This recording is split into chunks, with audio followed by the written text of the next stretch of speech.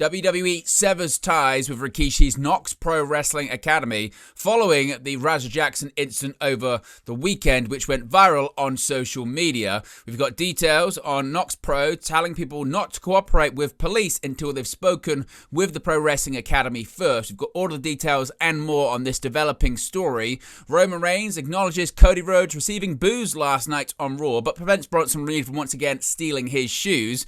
Bayley has another vignette last night where her personalities continue to collide. Stephanie Vaquer will not be challenging for the Women's World Championship now at Clash in Paris. We'll let you know who she's set to face off against at the upcoming PLE. Becky Lynch will be defending her Women's Intercontinental Championship at Clash in Paris against Nikki Bella. Dominic Mysterio will be defending his WWE Men's Intercontinental Championship next week on the Red brand. There were some very creative chants for the size of JD McDonough's head last night on Raw, and it looks like Raw moving forward throughout September could be set to start at an earlier time. We have the ratings for Friday's edition of WWE SmackDown from Dublin, and Karrion Kross's match for HOG Wrestling is confirmed.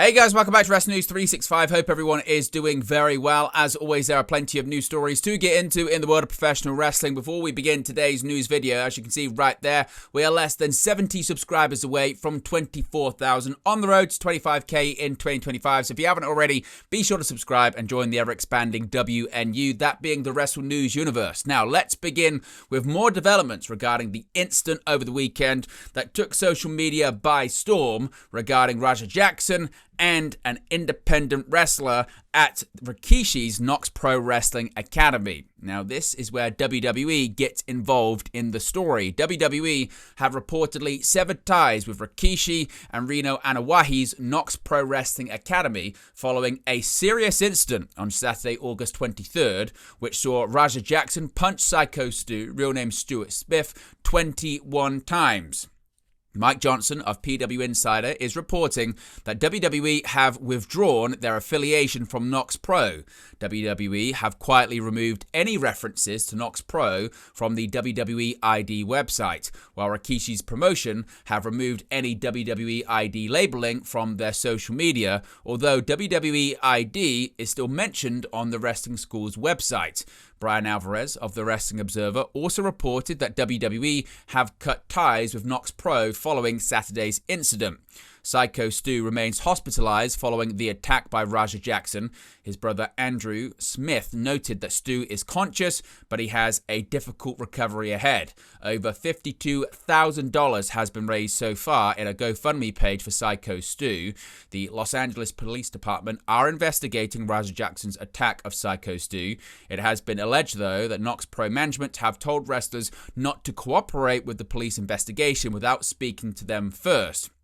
Now, the WWE ID program was established in late 2024 and is designed to provide a pathway for independent wrestlers to reach WWE.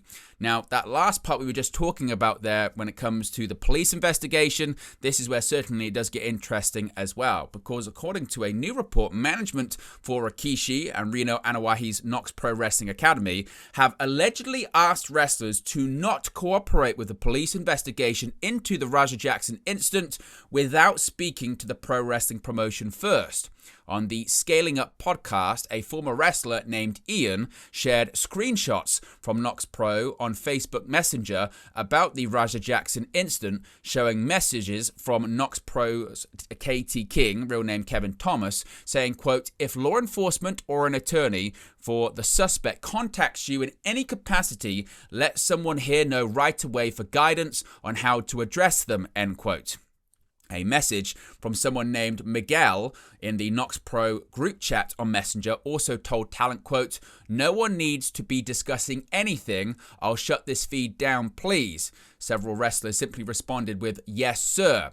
Rino Anawahi also claimed elsewhere in the group chat that Roman Reigns, Jacob Fatu, and others were supporting them. Now, the messages come after this serious incident at Knokx Pro's event on Saturday, August 23rd, which saw Razor Jackson, the son of MMA fighter Rampage Jackson, attack Psycho Stu inside the ring.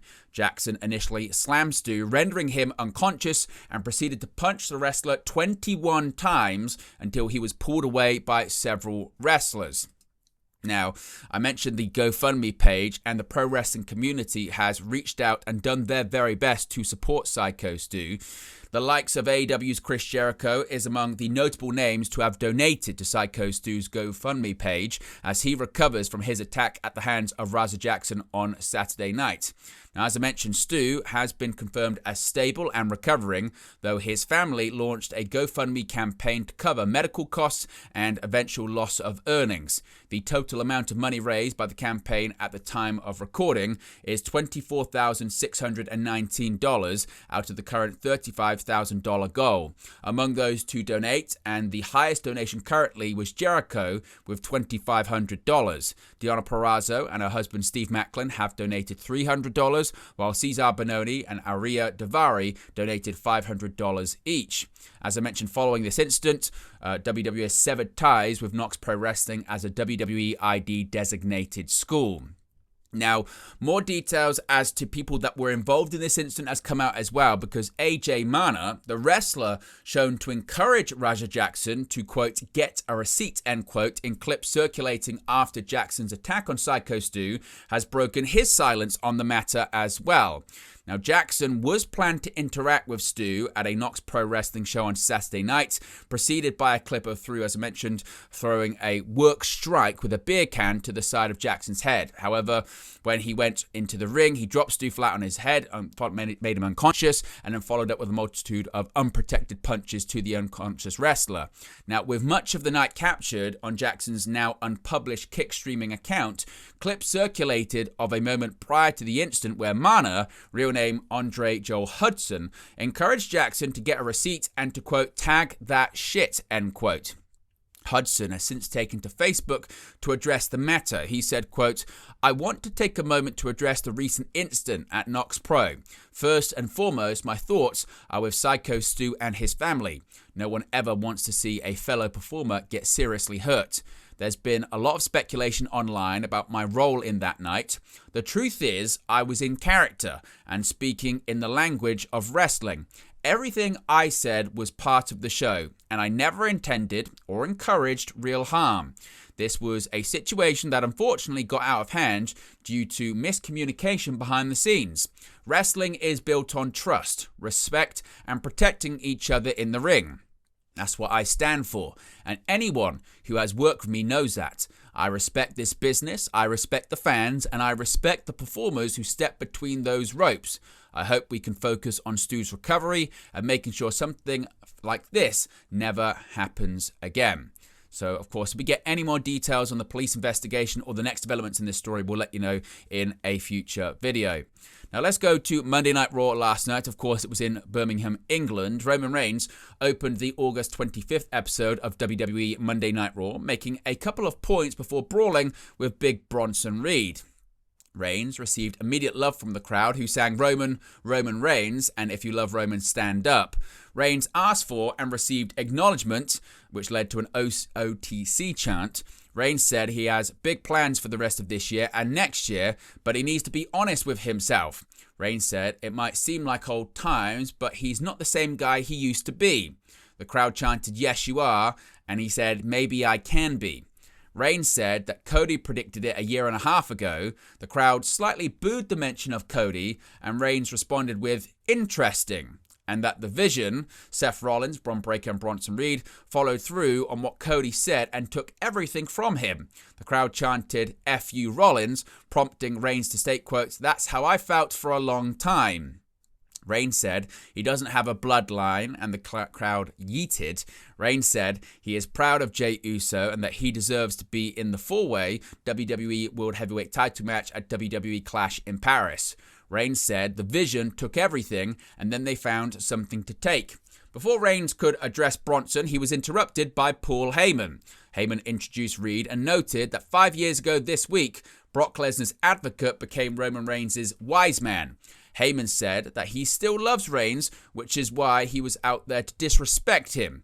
Heyman said that Reigns needed tough love and that Bronson was man enough to beat it into him. Reigns called Heyman a dumbass, saying he was going to kick Reed's ass.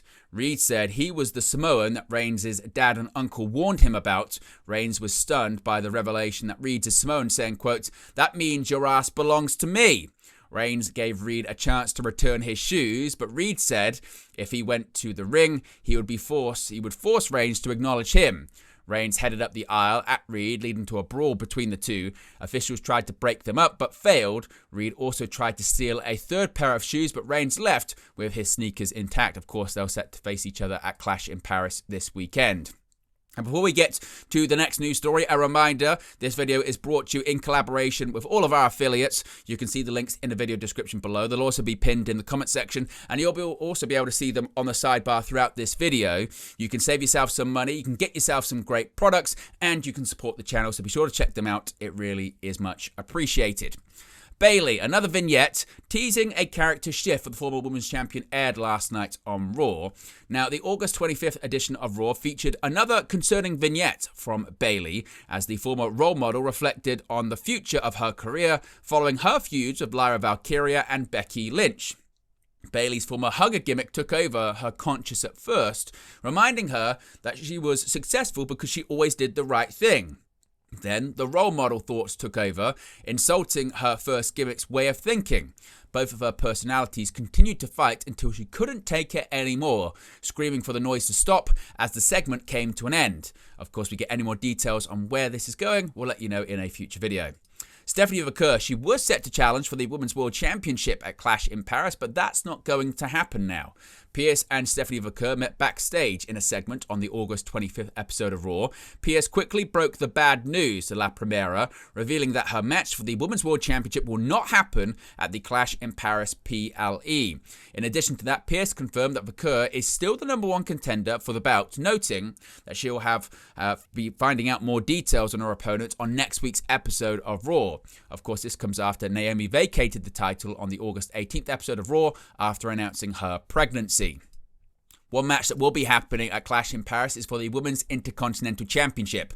Becky Lynch has agreed to defend her WWE Women's Intercontinental Championship against Nikki Bella at WWE Clash in Paris. Becky began by saying that Birmingham was a special place because it was where she had a WWE tryout. Quote, "It was a dump then, and it's a dump now."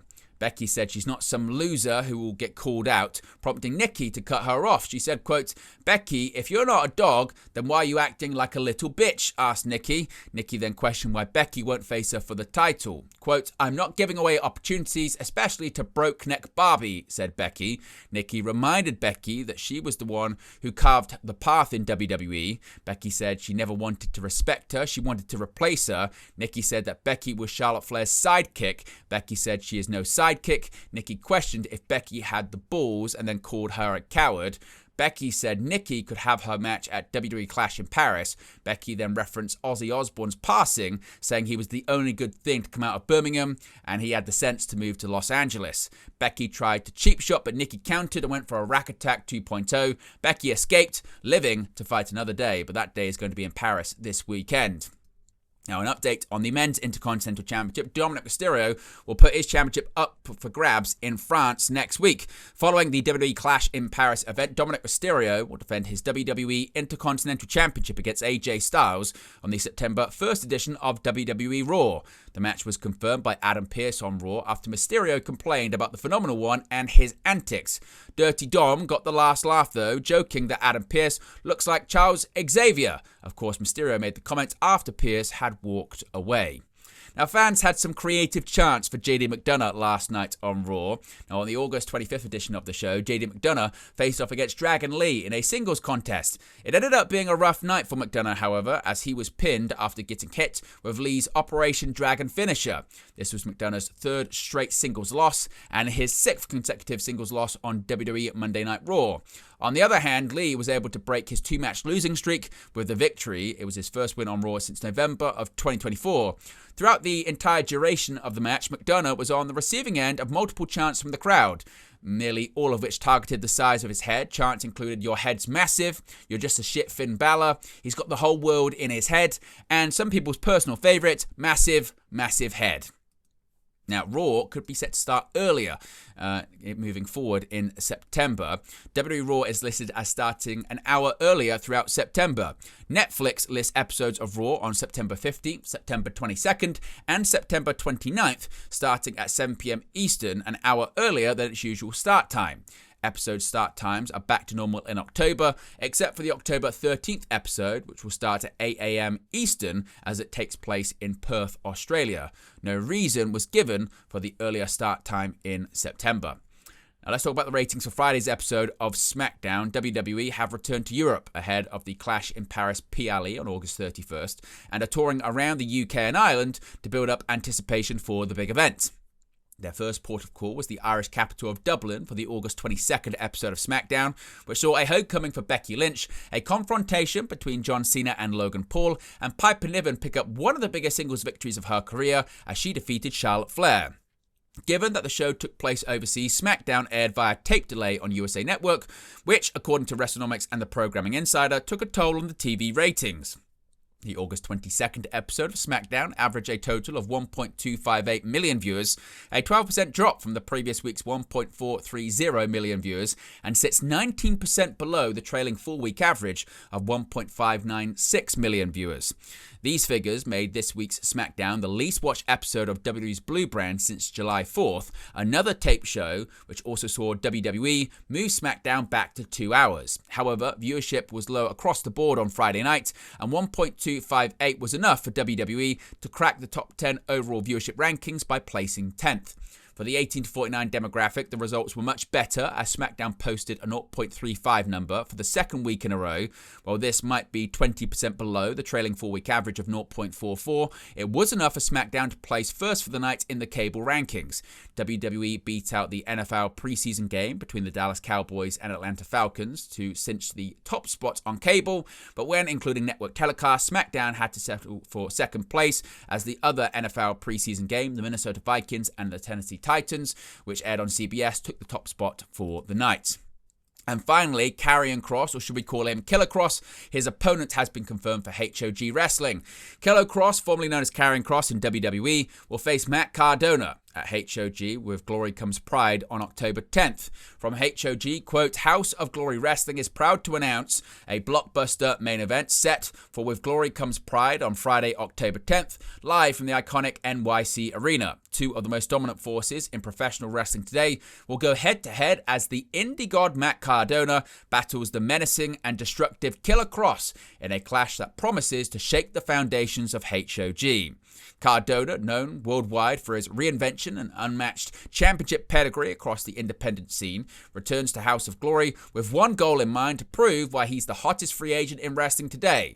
But standing in his path is a man unlike any other, Killer Kross. With his ruthless aggression and unpredictable style, Kross has left a trail of chaos everywhere he's competed. Wrestling fans have chanted #WeWantKross, and he makes his HOG debut on Friday, October 10th, looking to silence Matt Cardona. This is not just a match, this is a war of wills. Cardona's bravado and resilience will be tested against Kross's raw power and unrelenting fury. Fans can expect an unforgettable battle when these two collide under the bright lights of the NYC Arena. With Glory Comes Pride will stream live on Triller TV Plus, bringing HOG's signature action to fans around the world. But there you go, guys, the latest pro wrestling news for you. Be sure to smash a like on the like button. Be sure to subscribe as well, bottom right-hand corner, as we get closer to 24,000, and I'll speak to you again very, very soon. Hey guys, thank you for watching, listening, streaming, or however you come across this video today. Be sure to click on the video on the right there to watch our next video, or click the bottom there to subscribe, or the bottom right hand corner. Thank you very much, and I'll speak to you again very soon.